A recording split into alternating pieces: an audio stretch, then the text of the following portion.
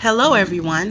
This is the Crimson Cure, welcoming you to the Crimson Tower, a place where we keep a feminine foot on the neck of the gynocracy, feminism, and black male misandry.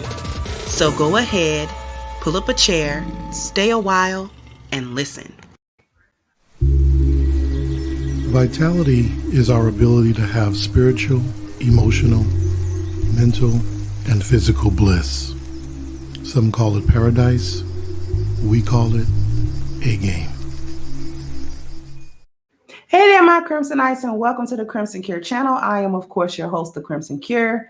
And as usual, we're just going to jump right into the topic. And this one is probably going to be a little bit of a short one and a small rant because I've been doing, as you know, content about a lot of things. Content about male nature just recently, talking about system, order, and structure and leadership and the relationship between men and women, how men are there to cover women, a lot of women's needs, and the different sorts of relationships, whether it's a leadership or a followership or partnership, these sorts of things. And the more that I do content like that, the angrier I become at just the concept of feminism in the first place.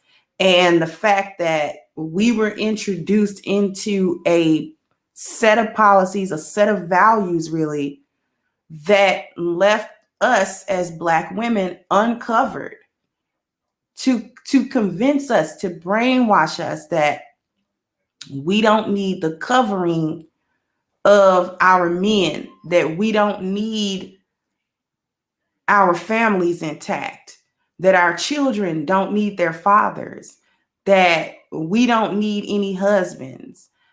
It caused us to deny what we were as women and what we needed as women and how we needed to be fulfilled as women, how our children needed to be fulfilled as children. It really was a set of crazy, messed up values that's got us out here hustling backwards in these streets and not being able to recover from it, I think is the worst part. It's like a lot of us can't recover.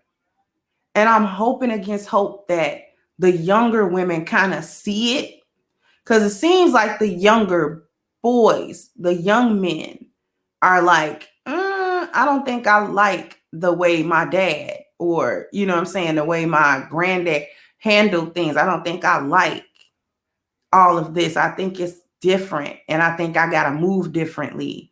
And they do. And I'm just hoping that young Black girls can see the same thing and see the error of their moms and see, like, I can't do things the way that she did them. Like, I love my mom and stuff like that, but that doesn't mean that I have to follow her footsteps. That doesn't mean I have to live my life the way she has lived hers or with the value system that she has lived her life by. Because make no mistake, feminism is a value system. But it teaches it, what it has done is teach us how not to value the internal five. So basically, when we take a look at the 10 life values and we take a look at those first five, what we come to understand is that feminism has reversed those things through propaganda, through gaslighting, flat out lies, twisting the truth, twisting, science and research and all of these different things and telling us different things. Like when we take a look at the spiritual, it has helped us to disregard it. And basically, like, we don't need a spiritual base.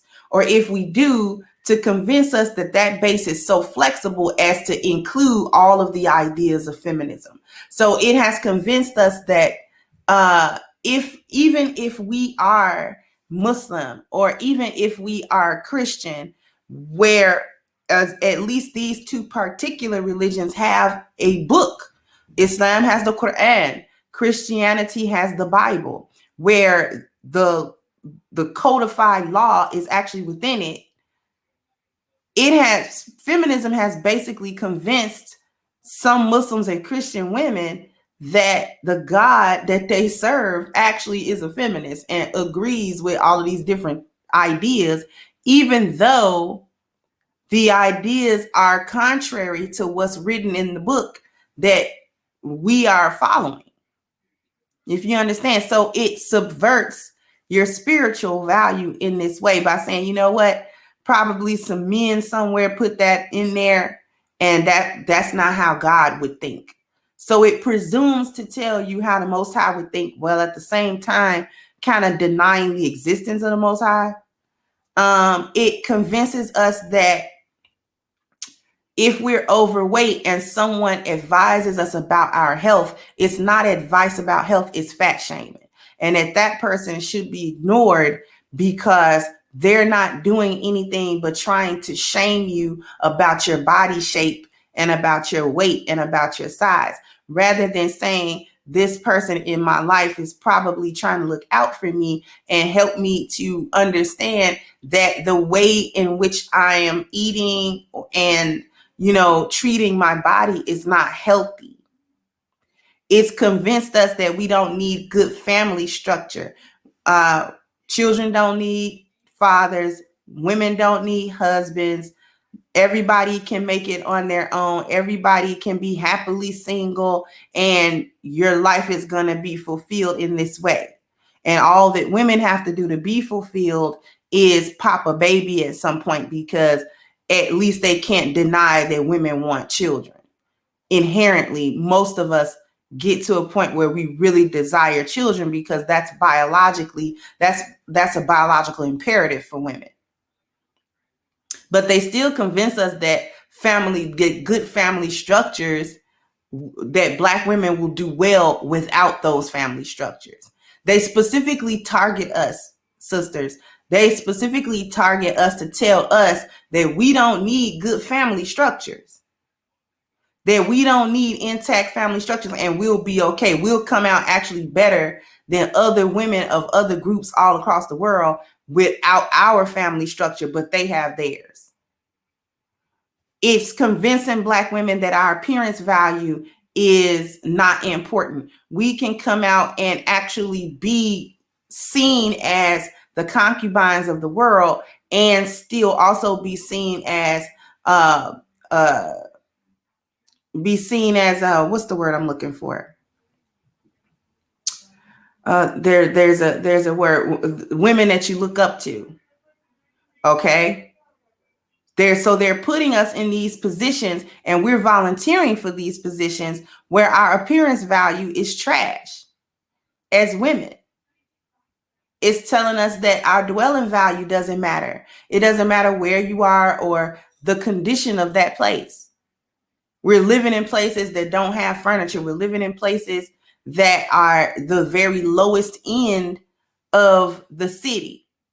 In the ghettos, some of us in squalor, some of us living in apartment buildings or neighborhoods that look abandoned. And somehow that's not supposed to play on our mental health. Somehow that's not supposed to contribute to our depression. Somehow that's not supposed to contribute to all of the negative things that we feel and that we go through every day. So as I continue to do this content, I actually continue to be more and increasingly angry about these value systems that have been given to us that we hold on to, because it's really set us back. We've been set back by a bad, diabolical value system, which is why I talk about the 10 life values in the manner that I do, and how we as individual women need to take these things on in order to try to get our life in some type of scope so that we can work on it step by step, so that we can work on our spiritual value. We can work on our health. We can work on our families. We can work on our appearance. We can work on our dwelling value. Like, we can work on these things. It can be done. The value system can be reversed, but it's going to take us being proactive about it. It's going to take us really putting in the type of work that we need to do in order to turn things around, because I don't doubt that we can. My only hope is that we will. And with that being said, I am going to go ahead and wrap this up, but I want to hear you guys sound off in the comment section. If you got a little bit of a rant, has feminism left us uncovered? Or is it something that we need? Or does it matter that we're uncovered? Are we really uncovered? I'd like to hear all the opinions in the comment section. And so like, share, and subscribe to the channel if you have not. And I'm going to go ahead and wrap this up, and I'll catch you guys on the next one. Bye-bye, Crimsonites. Hey guys, please like, share, and subscribe to the channel and hit the notification bell. And if you've got more to say on the topic, leave a comment down below. Also, don't forget to support our sponsor, who so graciously supports this channel by clicking the description box and the link for A-Game at agameherbal.com. You can go ahead and get a 10% discount off of your next purchase using the code Kendra10. This has been yet another Crimson Cure production, and I'll catch you guys on the next one.